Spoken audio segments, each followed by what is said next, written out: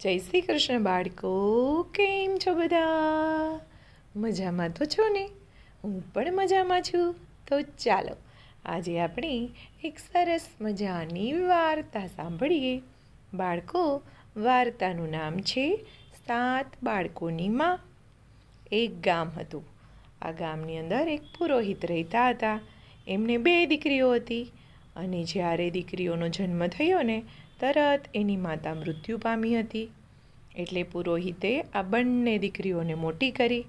હવે તે કન્યાઓ તો મોટી થઈ ગઈ, ઘરનું બધું જ કામ કરતી હતી, ખેતરે પણ જતી હતી અને રસોઈ માટે જે પણ લાકડા લેવાના હોય, છાણા લેવાના હોય, બધું એકબીજા ગામથી પણ લાવતી હતી. આ કન્યાઓ એક દિવસ ઈંદડા વીણવા જતી હતી. ત્યારે તેઓ પોતાની સાથે થોડો ભાત લઈ જતી હતી, કેમ કે રસ્તામાં એમને ભૂખ લાગે. એવી રીતે એક દિવસે ખેતરે ગઈ હતી. પરંતુ આખા ગામની અંદર બધા જના ખેતરમાં ઝૂંપડીઓ હતી, પરંતુ આ પુરોહિતના ખેતરમાં ઝૂંપડી ન હતી.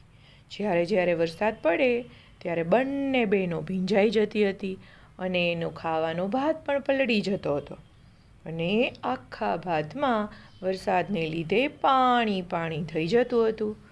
એક દિવસ તો વરસાદ પડતો હતો ને ત્યારે મોટી બેને નાની બેનને કહ્યું કે આપણા ગામમાં તો બધાને ત્યાં ઝૂંપડી છે, આપણે ત્યાં જ નથી. ખેતરમાં આપણા માટે જે કોઈ ઝૂંપડી બનાવી આપશે ને એની સાથે હું પરણીશ. પછી તે દેવ હોય, માનવી હોય, સાપ હોય, વાઘ હોય કે રીંછ હોય. આમ વાતો કરતાં કરતાં બંને ઘરે આવી. બીજા દિવસે બંને ખેતરમાં ગઈ ને નાની બેન એકદમ બોલી પડી, બેન બેન જો તો ખરા, કોઈ આપણા માટે ઝૂંપડી બનાવી છે. મોટી બેનના તો માન્યમાં ન આવે વાત. અરે સાચે ઝૂંપડી બની ગઈ છે. પણ આ ઝૂંપડી બનાવી કોને? હજુ તો કાલે કાંઈ જ ન હતું, રાતોરાત ઝૂંપડી બની ગઈ. ત્યારે બંને જણીઓ ઝૂંપડી નજીક ગયા. ત્યાં તો ઝૂંપડીની ઉપર એક મોટો અજગર ગૂંચડું વાળીને બેઠો હતો. જેવી અજગરની નજર એના ઉપર પડી કે તરત જ નીચે સરકી ગયો. હવે બહેનોએ માન્યું કે ઝૂંપડી આ અજગરે બનાવી હશે. મોટી બહેનો તો પ્રતિજ્ઞા કરી હતી કે જે મને ઝૂંપડી બનાવી આપશે ને એને હું પતિ માની લઈશ. થોડા દિવસ પછી એક વખત બંને જણી ખેતરે ગઈ અને બપોરા કરવા બેઠી. ત્યારે મોટી બહેને નાની બહેનને કહ્યું, અરે મારી નાનલી બેન, તું તારા બનેવીને બોલાવતી કેમ નથી? તે પણ આપણી સાથે જમે. એટલે નાની બહેન તો ચોકમાં ગઈ, બૂમો પાડવા લાગી, અરે ઓ બનેવી, આવો આવો જમવા, ચાલો સાથે જમીએ. જેવી નાની બહેને બૂમ પાડીને તરત જ અજગર ત્યાં આવી ગયો. નાની બહેન તો બીને મરી ગઈ.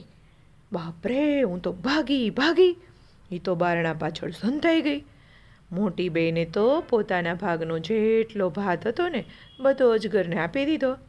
અજગર તો મસ્તીથી ભાત ખાતો ખાતો જતો રહ્યો. દરરોજ હવે તો ખેતરે બંને જાય ને એટલે બપોર થાય એટલે બંને બહેનો બેસે અને નાની બહેન બૂમ પાડે. અજગર આવે અને જે કંઈ ખાવાનું આપે ને બધું ખાઈને જતો રહે. મોટી બેન નાનીને આપી દે, તે પોતે એક કોળિયો ખાય નહીં. આવું તો કેટલા દિવસ ચાલ્યું. ખોરાક વગર તો મોટી બહેન સાવ દુબળી પાતળીને ફિક્કી થઈ ગઈ. પોતાની દીકરીની આવી કથળતી તબિયત જોઈ પેલા વૃદ્ધ પુરોહિતને થયું કે આ બંને બહેનો તો એવી સરસ મજાની હતી અને આ મોટીને શું થયું છે? ઘણા દિવસથી આવી દુબળી પાતળી દેખાય છે. એમણે દીકરીને પાસે લઈને પૂછ્યું, કેમ બેટા, તું માંદી છે?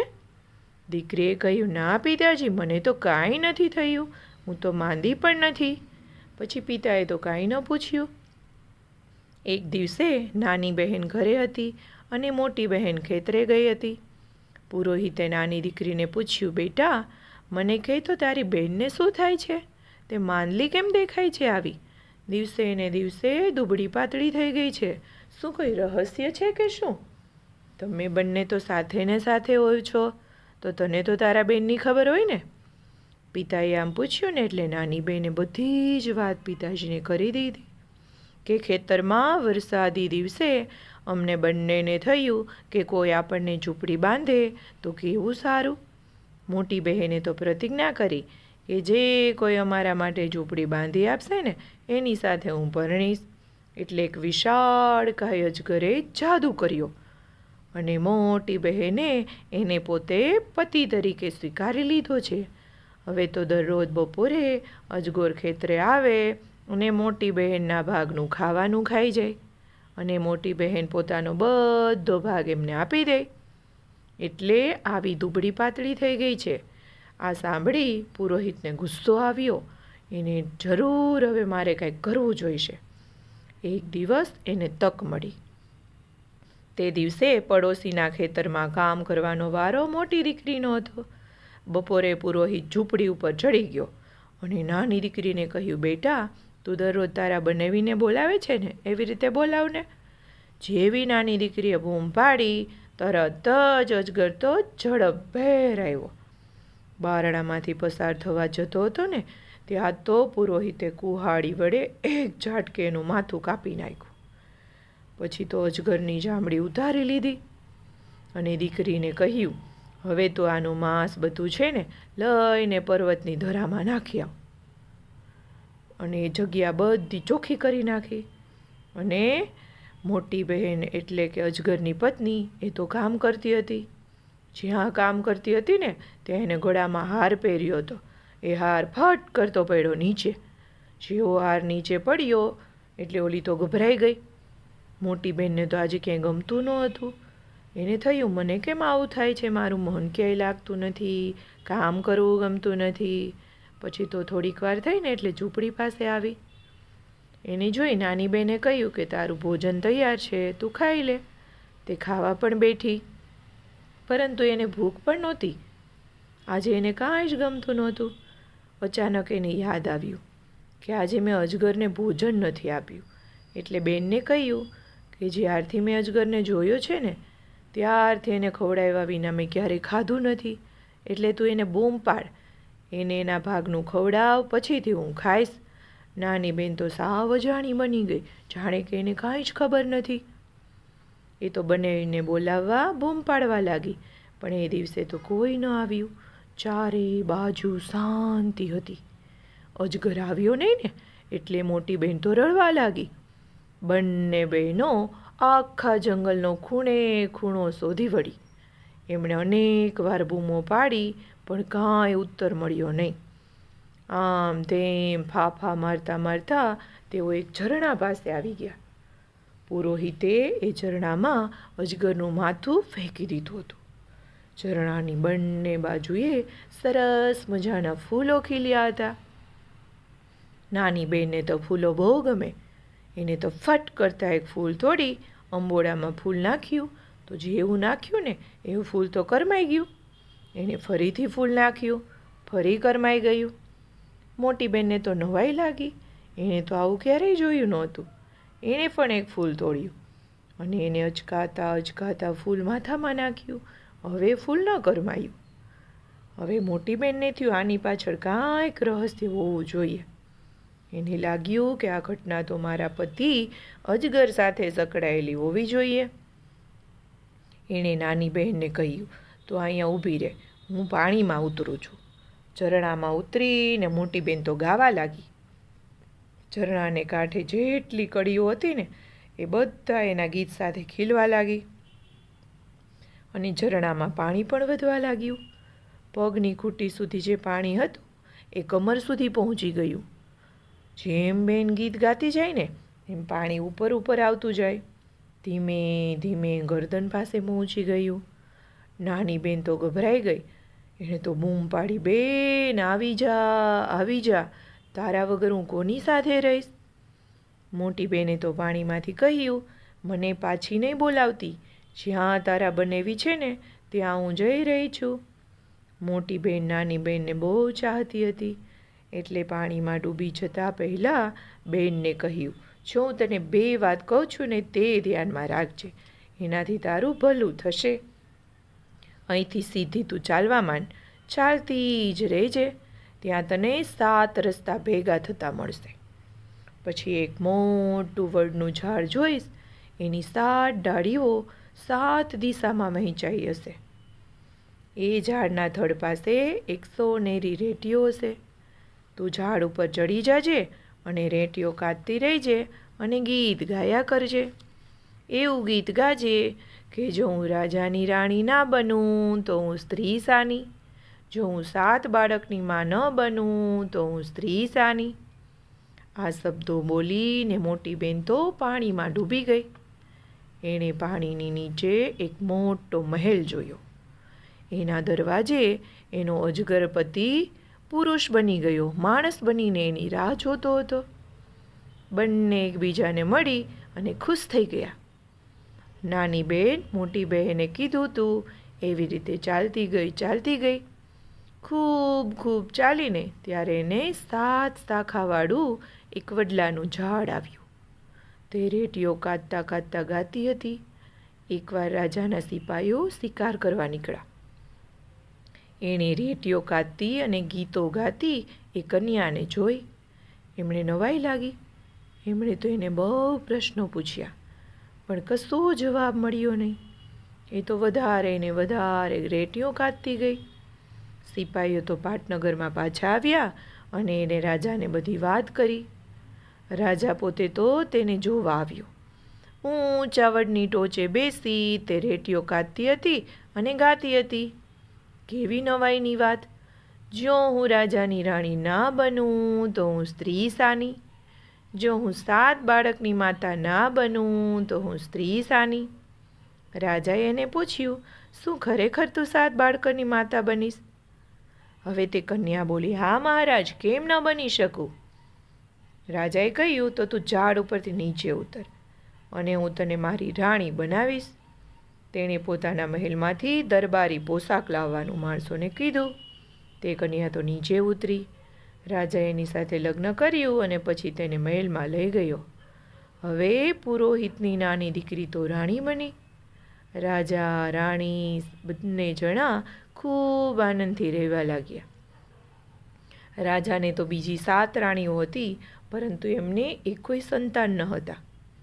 રાજા એ કારણે ખૂબ જ દુઃખી અને ઉદાસ રહેતો હતો. પુરોહિતની નાની દીકરીને બીજી બધી રાણીઓ કરતાં વધુ પ્રેમ કરતો હતો અને એ કારણે બધી રાણીઓને એની ઈર્ષા આવતી હતી. સૌથી નાની રાણી તો હવે માં બનવાની છે એવા સમાચાર સાંભળી રાજા તો ખૂબ આનંદ પામ્યો. હવે તો એને પ્રસૂતિ થવાની હતી. એવી બીકે રાજા તો ક્યાંય બહાર ન જતો, નાની રાણી પાસે જ રહેતો હતો. જે દિવસે રાણીને દરબારમાં લઈ જવામાં આવી હતી તે દિવસે લાચાર રાણીએ છેવટે બીજી રાણીઓ પાસે જઈ અને કહ્યું, આજે તો મને ખૂબ પેટમાં દુખે છે, તમે મારી સાથે રહેજો, રાજા ભલે દરબારમાં જાય. અદેખી રાણીઓ તો આ તકની રાહ જ જોતી હતી. રાજા દરબારમાં ગયા અને પેલી રાણીઓ સાથે આ નાની રાણી બેઠી હતી. ત્યારે પેલી બધી જ રાણીઓએ એમને કહ્યું, તું 4 દિવાલની અંદર આ બાળકને જન્મ નહીં આપી શકે, તારે તો નદી કાંઠે જવું પડશે. જો તું જાય ને એ પહેલાં 7 પડવાળો પાટો આંખે બાંધી લે. આમ કહીને ઈર્ષાળુ રાણીઓએ એની આંખે પાટા બાંધી દીધા અને તેને નદી કાંઠે લઈ ગઈ. ત્યાં પુરોહિતની દીકરીએ બાળકને જન્મ આપ્યો અને નિર્દય રાણીઓએ બાળકને નદીની અંદર વહેડાવી દીધો. આમ કરતાં રાણીએ તો 7 સંતાનોને જન્મ આપ્યો અને દરેક વખતે રાણીઓએ એ સંતાનોને નદીમાં વહેડાવી દીધા. પરંતુ પાણી નીચે તો અજગરની પત્ની અને એની માસીએ બાળકોને ખોળામાં ઝીલી લીધા. બાળકો મૃત્યુ ન પામ્યા. માસીએ તેમને ઉછેર્યા. બાળકો તો માસી સાથે રહેવા લાગ્યા. પ્રસૂતિ વખતે રાણીની આંખે પાટા બાંધ્યા હતા. ઘણી વખત પ્રસૂતિની વેદનામાં તે બેહોશ પણ થઈ જતી હતી.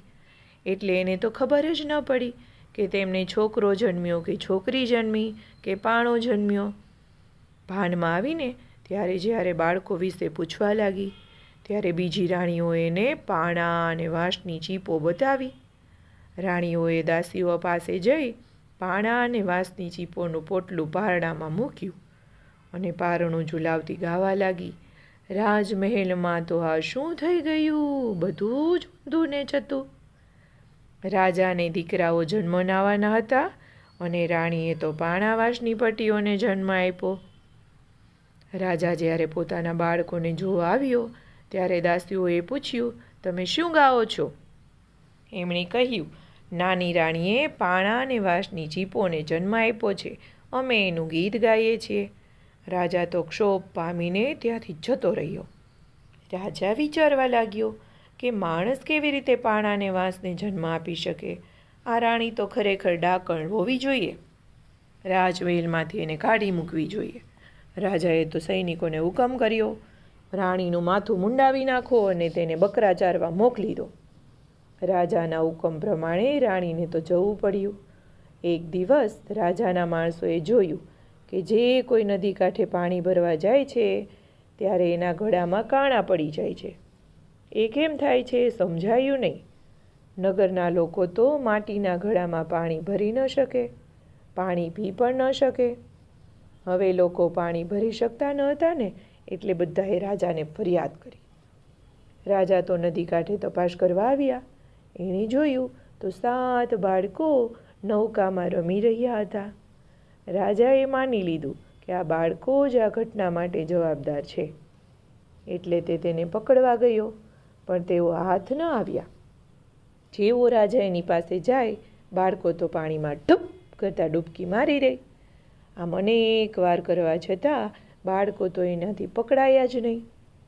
નદી કાંઠે ઊભા રહી તેમણે બાળકોને ઓળખ પૂછી કે તમારા માતા પિતા કોણ છે બાળકો?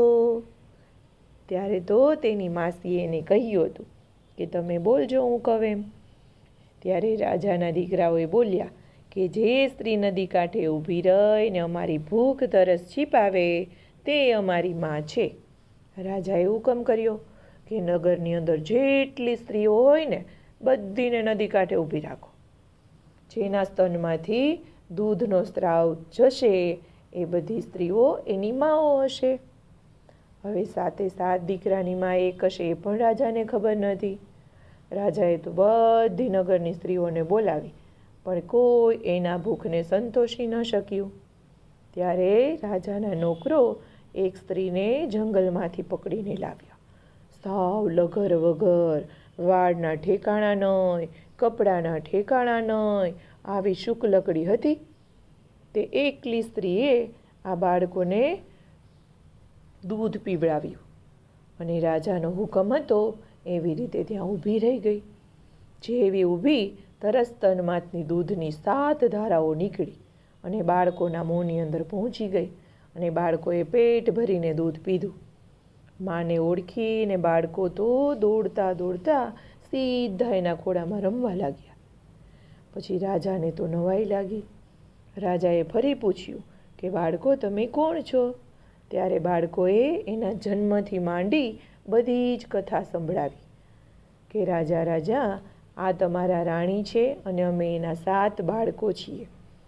તમારી બધી જ રાણીઓએ આ મારી માતાના બાળકો એટલે કે અમને નદીની અંદર પધરાવી દીધા હતા અને અમને અમારા માસા અને માસી જે પાણીની અંદર રહે છે એમને અમને ઉછેર્યા અને મોટા કર્યા. હવે પેલી રાણીઓને શિક્ષા કરવાનો સમય આવ્યો. રાજાએ જમીનમાં મોટો ખાડો ખોદાવ્યો અને ત્યાં કાંટા પથરાવ્યા. નાની રાણીને હેરાન કરનારી 7 આ દેખી રાણીઓને રાજાએ ખાડામાં નખાવી દીધી અને માટી વડે ખાડો આખો પુરાવી દીધો. નિર્દય રાણીઓએ એનો બદલો મળી ગયો. રાજા, રાણી અને બાળકો પછી રાજમહેલમાં ગયા અને આખા નગરમાં ઉત્સવ ઉજવવામાં આવ્યો કે રાજાના બાળકો પાછા મળી ગયા, રાજકુમારો પાછા આવ્યા અને રાજા, રાણી અને બાળકો બધા જ સુખેથી રહેવા લાગ્યા. બાળકો, વાર્તા પૂરી. આવજો. જય શ્રી કૃષ્ણ.